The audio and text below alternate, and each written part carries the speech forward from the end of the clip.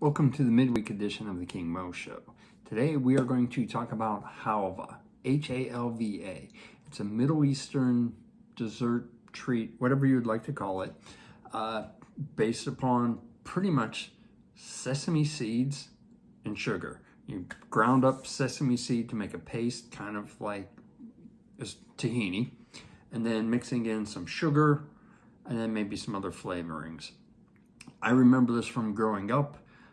My father bringing it back from like the Strip District up in Pittsburgh, but then I found a place online that sells it. And it's really good, called Seed and Mill.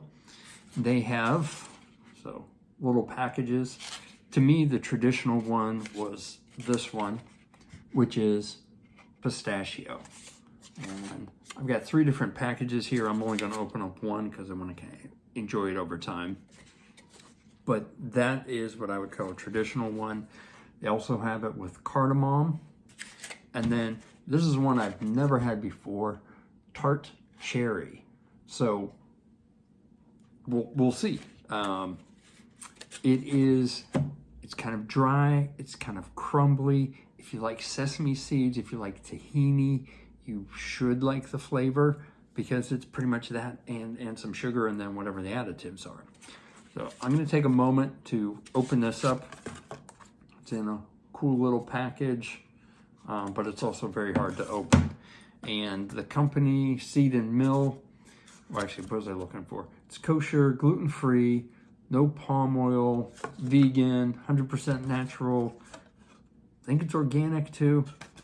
All those kind of hip phrases and cool things like that. So I'm going to open this up, then I'll show you what it looks like.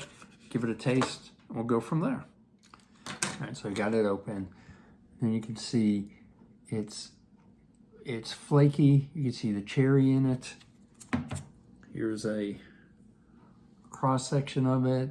Almost looks like a fudge, but it's not going to be like creamy like a fudge. It's going to be sandy, more sandy like that. I'm going to do a bite with just a little bit of the cherry to start off. Cheers.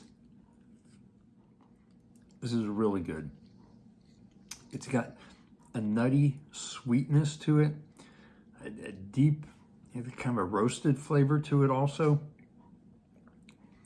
I really love this stuff. You'll probably want something to drink with it, recommending water so you don't, it's a light flavor to it. So if you have something else, it may overpower it, but that's pretty good. I'm gonna try the big chunk of cherry now. Big chunk, it kind of overpowered it, like what I expected, but this is so good. It's like a little bit of a crunchy, crystally whenever you're biting into it, part of that sandy texture to it, but the nuttiness and the sweetness of it, this is really good. I believe you can make this, well, you can make anything at home.